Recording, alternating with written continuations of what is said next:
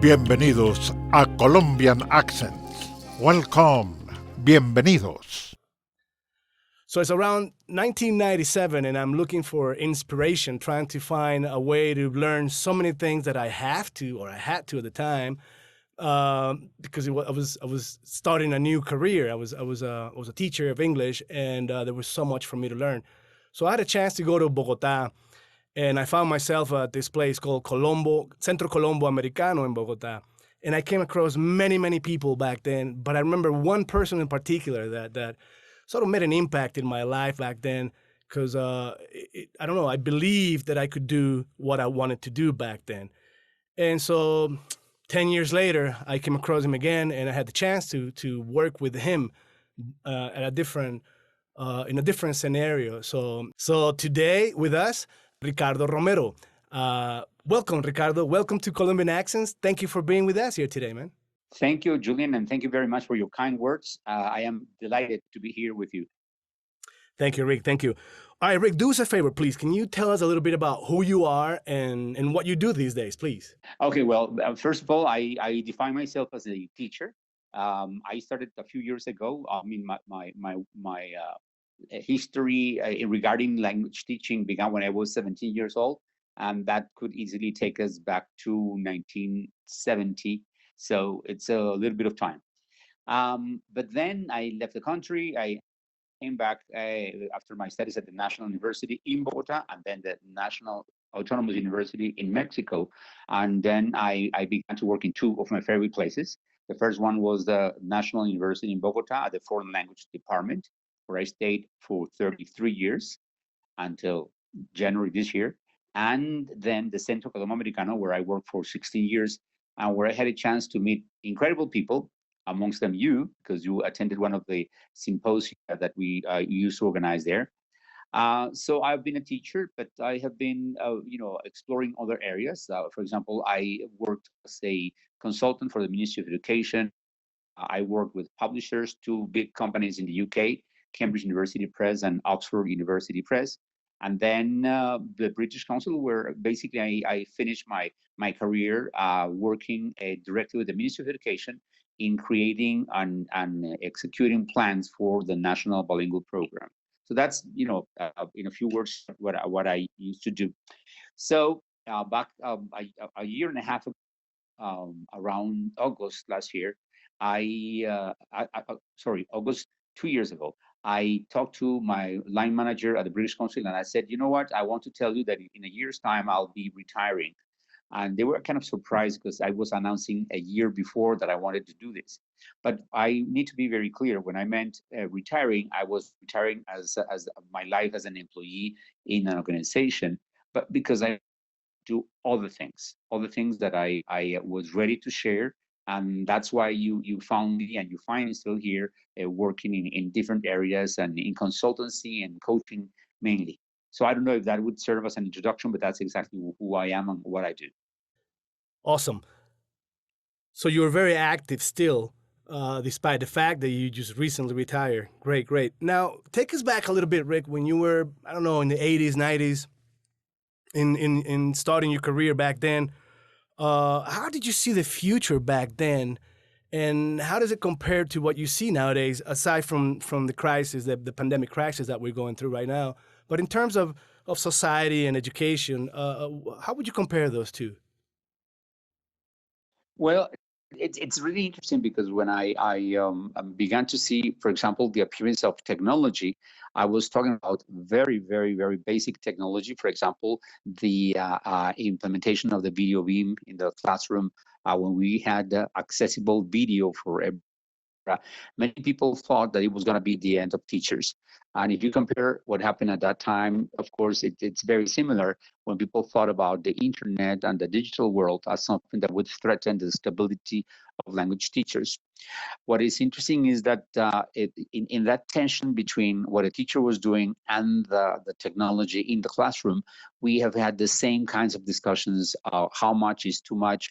What is the purpose? What is a pedagogical purpose? How can we make this efficient for students, et cetera, et cetera?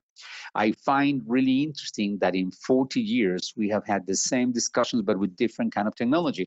So with the upcoming situations of virtual classes, the same kinds of questions come back.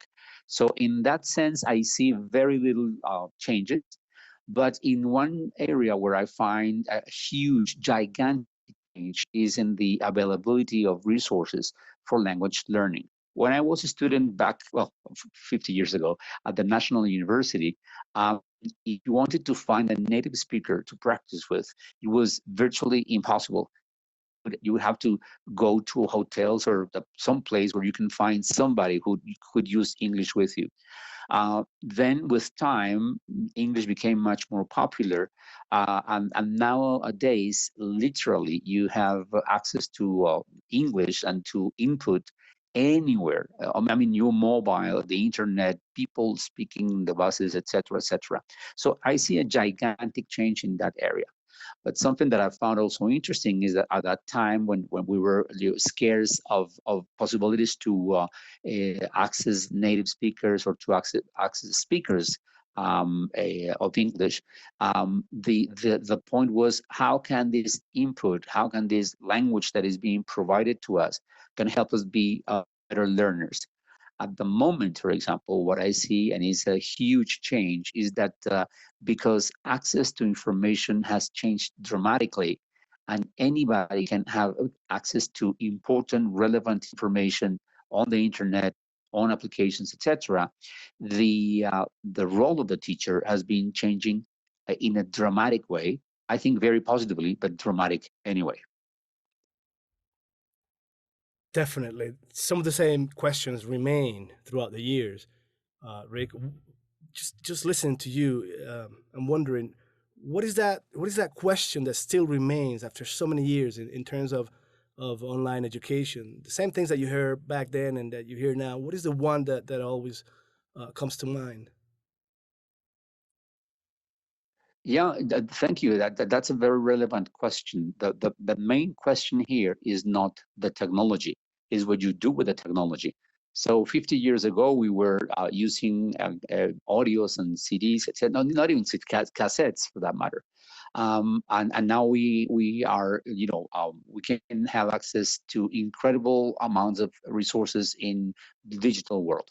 So what is the big change? The big change is um, what can I do with those resources? So if 50 years ago, a teacher would bring a projector, an overhead projector to the class, it was incredible. It was really wow. You didn't need to write anything on the board. You could project it directly. But the question remained the same. What is the pedagogical purpose of bringing that overhead projector?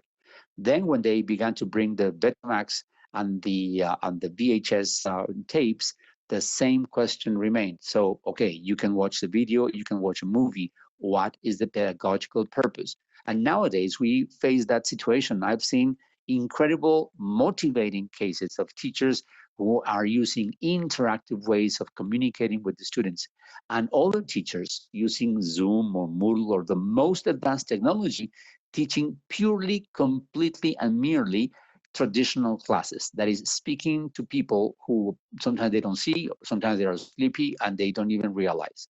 So it's the same question. It's not technology, it's what is your pedagogical purpose with the things that you do?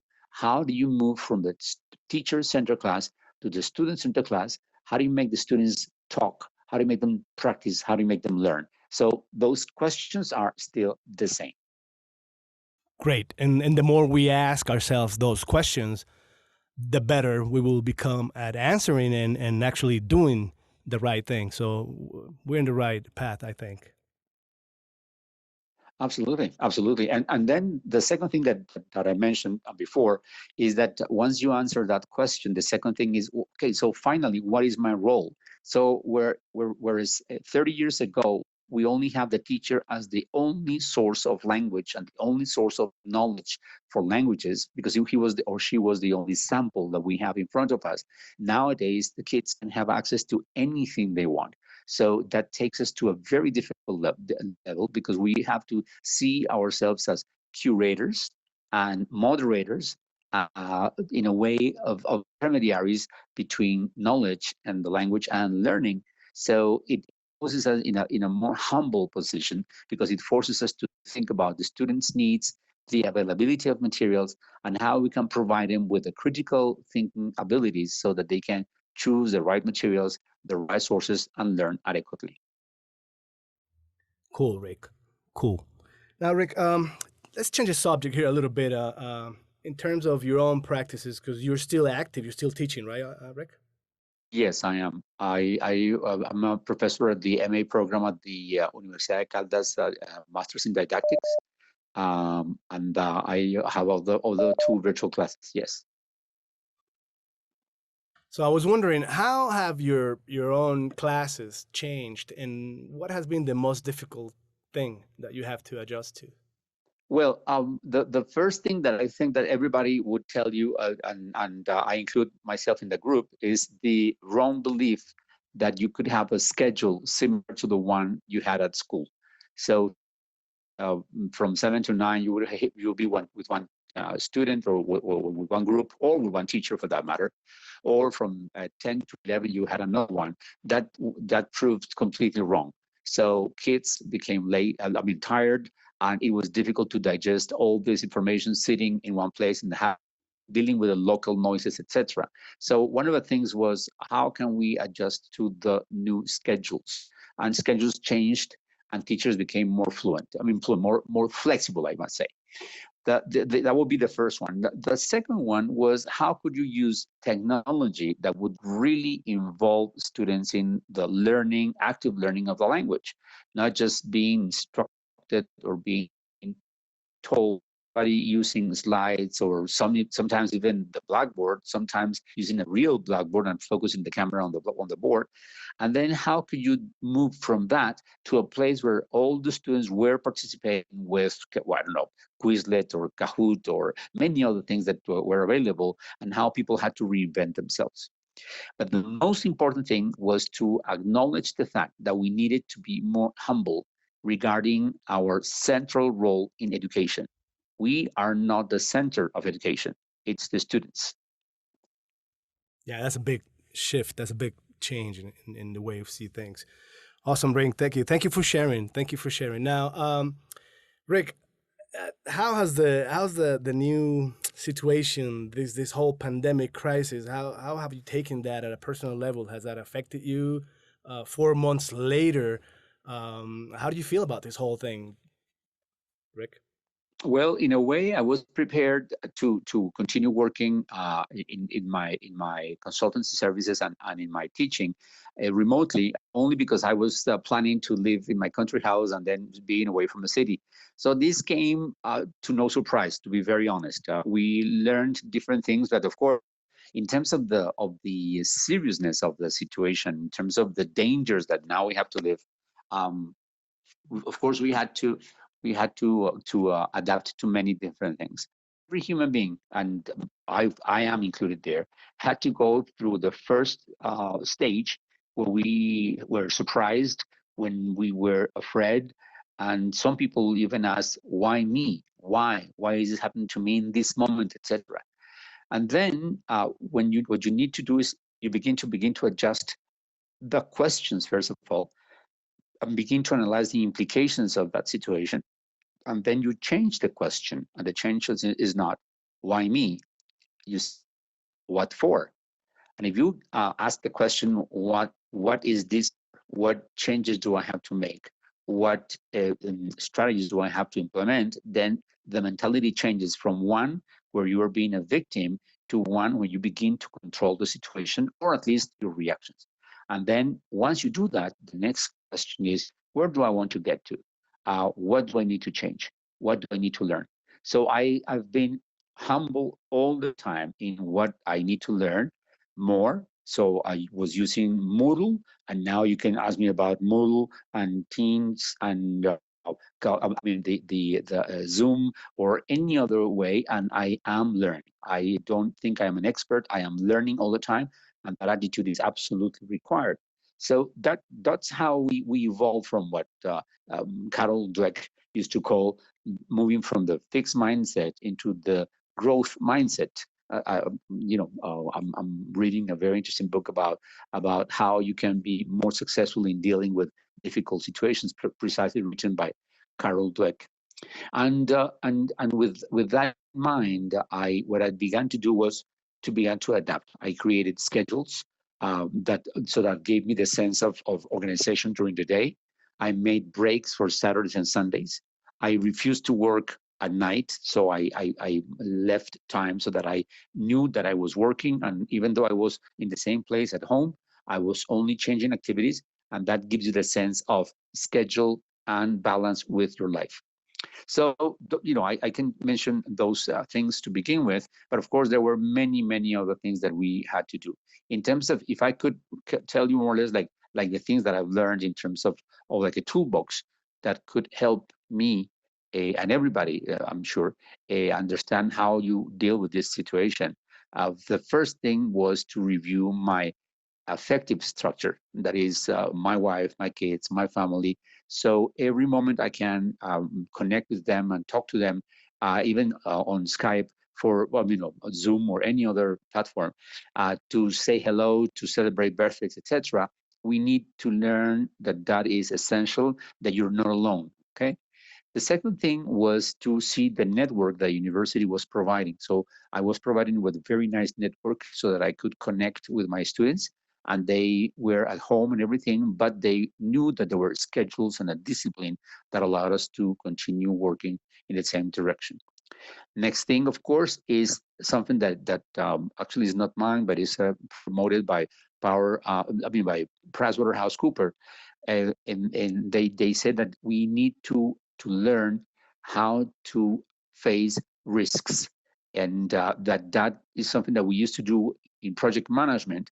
But nowadays, for everything you do, for every action you take, for every activity you want to involve in, you have to do a risk analysis. Just let me give you a very simple example. Risk analysis. I need something to eat. Number one, if you bring me, if I get a delivery service with Rappi or any of those applications, what are the risks there? If I leave and I go to the supermarket, what are the risks there? So you see, it's thinking about risk analysis all the time. And that goes together with contingency plans. It's something that we didn't do before. What if? What if? What happens if this is prolonged, if students don't come, if there is no electricity? So all of those things took us to the importance of analyzing both risks and contingency plans. Those would be basically the ones that I would strongly suggest at this point. Now, Rick, once again, changing the subject here, let's go back to education and the future of education. How do you see things now that this whole paradigm shift it's occurring? And I think it's just a perfect time to take a good look at things, what we're doing now, what we have discussed in the past, what we're learning, that like things that what you're sharing, and where are we going? What are the things that we really, really need to focus on? Is it all technology? Where exactly do you think this whole thing is going, Rick? Yeah, I need to say first of all that this situation with the pandemic took us to realize what really matters. So a few months ago, like say November, December, Colombia was going through a lot of turmoil and difficulties on a political side, and the people who were, demonstrating, etc., were teachers, nurses, doctors, etc.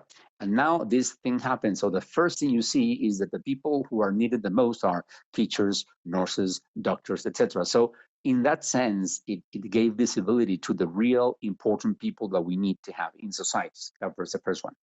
The second thing that is important, really, really important as a result of the pandemic is that it allowed us to see where the limitations are.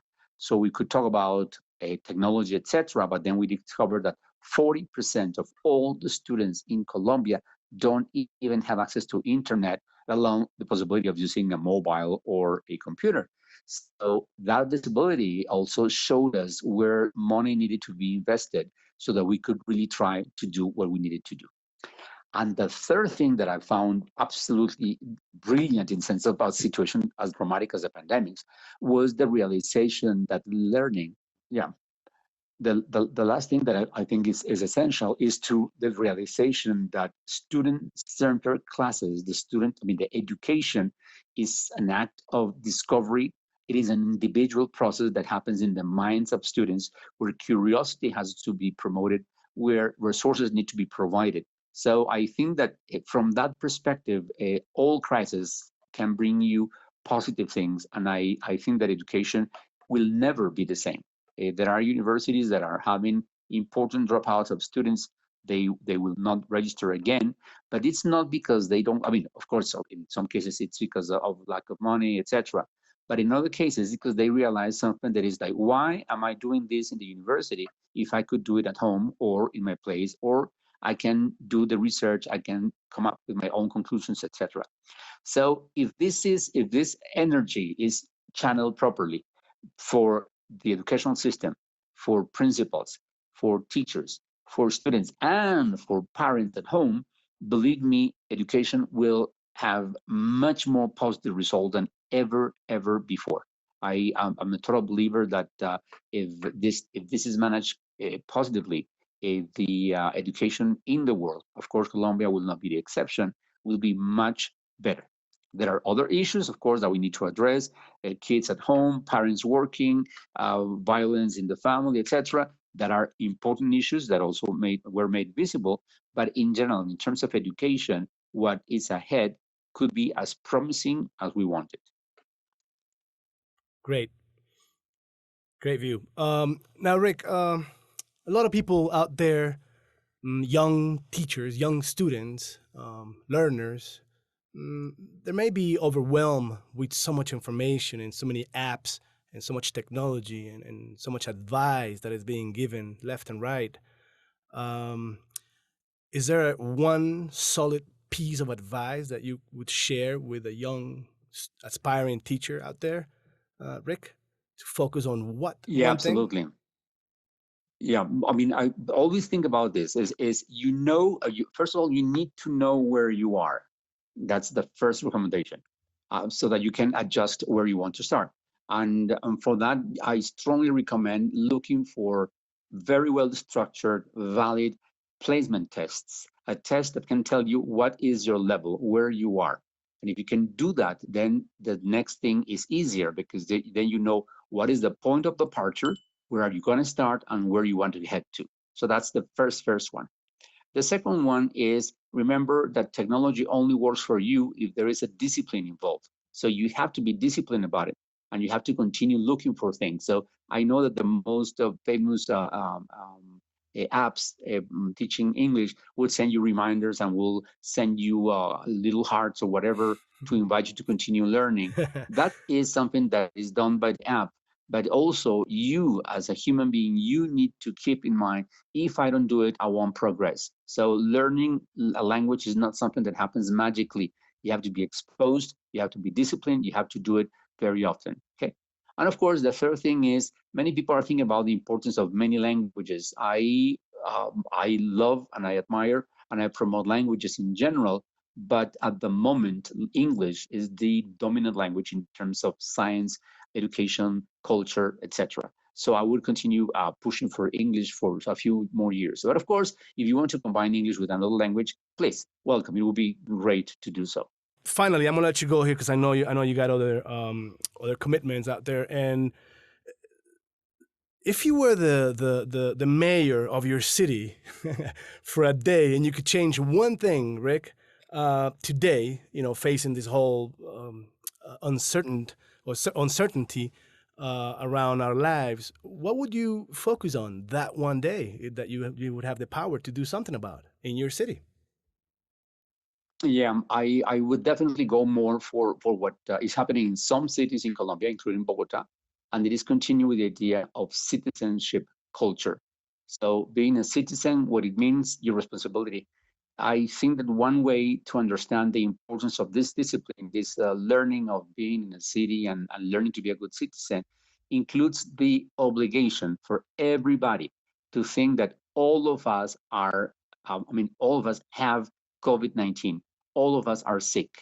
When you think about it and you leave your house, then you don't want to contaminate anybody that you don't know or that you know, or your family. So that is like the reverse way of seeing it, is that I don't, if I think I don't have it, I might get contaminated. But if you think the other way around and say, no, I have it, then you will be careful with your parents, you'll be careful with your family, you'll be careful with the things you touch, etc. And all the time you will, I mean, with that little mindset changed, you will begin to do the right things. That's the very first thing that I would do. Second thing is large, but you said only one. Only one. But I would also combine that with a huge. You focus on education. That's good. Yeah. That carries a lot. So, but yeah, so definitely. this, What else would you change then? yeah, so definitely investment in technology, which basically means free access, free internet access, computers for education everywhere, and intense training for teachers, so that when a teacher goes to the classroom, he or she knows that it is not just blah, blah, blah talking. It's involving people, is promoting curiosity, is showing resources, in making them critical, is helping them do right choices about their learning. So those would two things that I would definitely do. Awesome. Education, training, learning. Of course. That's the only way. That's how we're gonna get out of this crisis, by doing things different. And we won't do them until we learn how to do what's necessary. Hey, Rick, thank you so much for joining us here in Colombian Accents. It's been a pleasure. I hope we can get you back here with video. We had a little bit of problems with our video feed. But really, thank you for sharing. Thank you for connecting out there with people. I know you do that all the time. When you talk, people listen. And thanks again, man. I appreciate you stopping by. Thank you for having me. And it is a pleasure to talk to you and to your audience. And I hope we have a second time with video involved. Thank you. All right, Rick. You have a good one, and I hope to see you soon. Give you a big hug. Well, maybe just thank you. Maybe just a fist bump. Yeah. Oh no, a virtual hug. There you go. That's a safe one. Ricky, thank you again. You're welcome, sir. Goodbye. Cheers.